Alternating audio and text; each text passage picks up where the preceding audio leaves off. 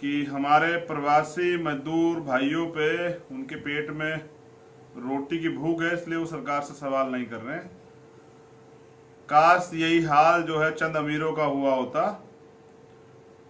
काश यही हाल जो है ऊंची जातियों का हुआ होता तो डिबेट भी हो रही होती, सुप्रीम कोर्ट भी जल्दी जो है सुमोटो लेता सुत संज्ञान ले लेता और उन लोगों की जान की सुरक्षा की जाती, उनके सम्मान की, उनकी सुरक्षा की जाती, उनके बच्चों की, उनके परिवारों की सुरक्षा की जाती। लेकिन ऐसा नहीं हो पाया क्योंकि कारण यही था, क्योंकि इस देश में अगर सबसे बड़ा कुछ है, इस देश का सबसे बड़ी बुराई, इस देश का सबसे बड़ा दंश कुछ है तो वो इस देश की जाति व्यवस्था है, जो जाति देख के काम करने के लिए सरकारों को, सरकार के ढांचे को, न्यायपालिका को मजबूर करती है और उन्हें मंजूर भी है।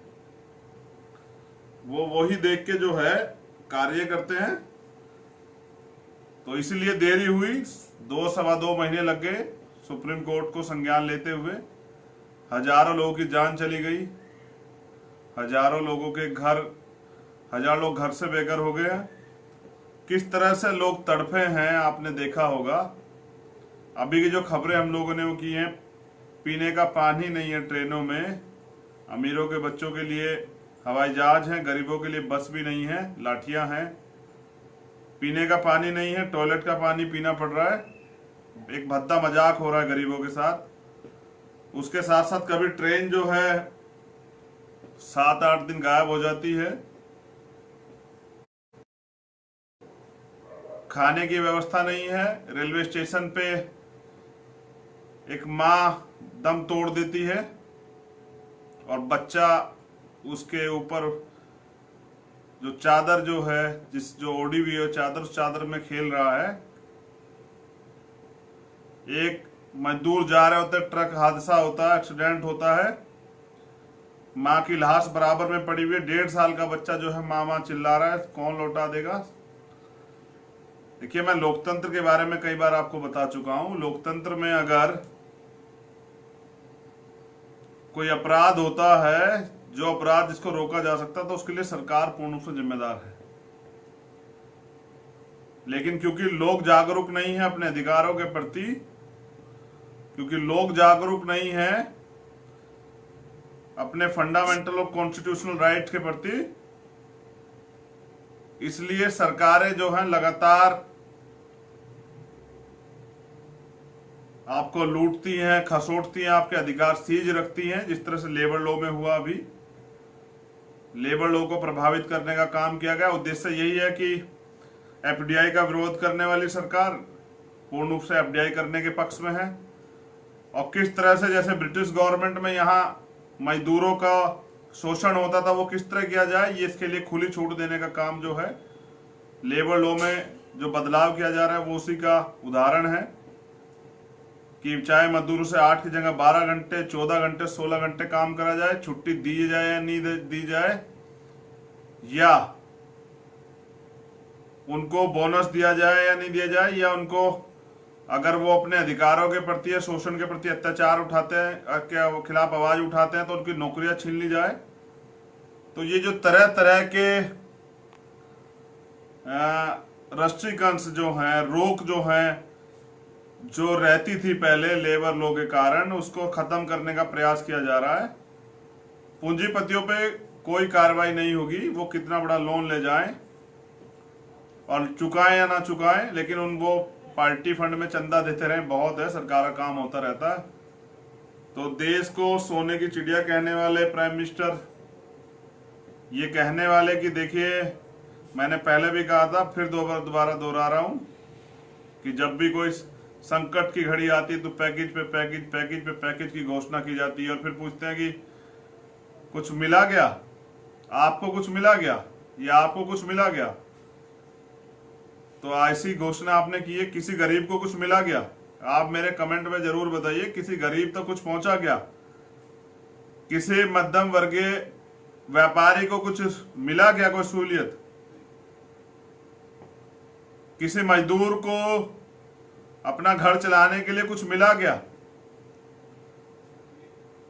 झूठे सरकार, झूठे मंत्री, झूठे नेता, भ्रष्ट नीतियां, 80 करोड़ परिवारों को हमने राशन दिया। एक परिवार में अगर 4 लोग भी लगाते हैं, 8 चौक 32, 320 करोड़ की आबादी, बताइए कौन से देश की है। हम खूब झूठ बोलेंगे,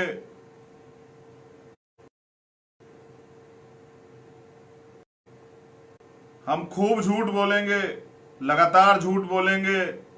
जनता जब सवाल करेगी तो सवाल करने वालों को उठा के जेल में डाल देंगे, उनको आतंकवादी, नक्सली या देश विरोधी बताकर।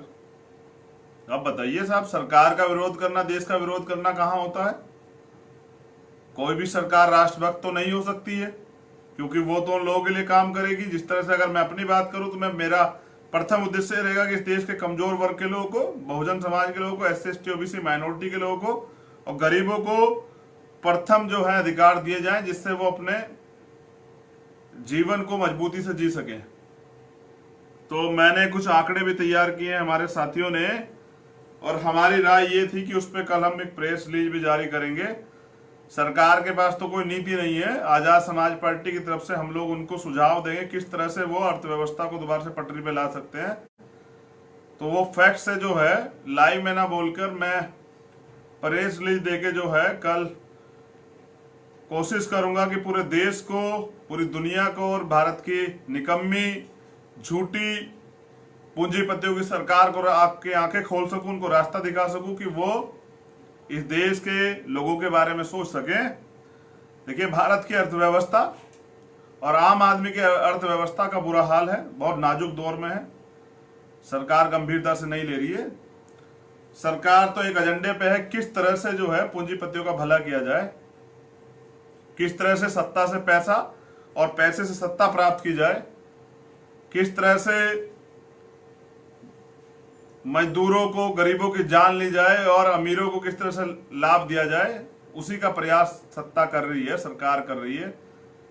और ये जो षड्यंत्र है, षड्यंत्र अभी ये बिहार चुनाव में और मध्य प्रदेश चुनाव में आपको देखने को मिलेगा कि PM केयर फंड जो बनाया गया, उसमें जो पैसा इकट्ठा हुआ वो विधायक खरीदने के लिए और जनता को, क्योंकि बिहार के लिए स्पेशल कह रहा हूं, क्योंकि आजाद समाज पार्टी बिहार की तरफ रुख कर रही है, क्योंकि वहां हमारे लोगों के साथ बहुत ही बुरी स्थिति बनी है और अब हम दोबारा अपने लोगों के साथ ये स्थिति नहीं बनने देंगे। अब हमने कमर कस ली है, तो बिहार पे और मध्य प्रदेश पे मेरा पूरा फोकस है। अभी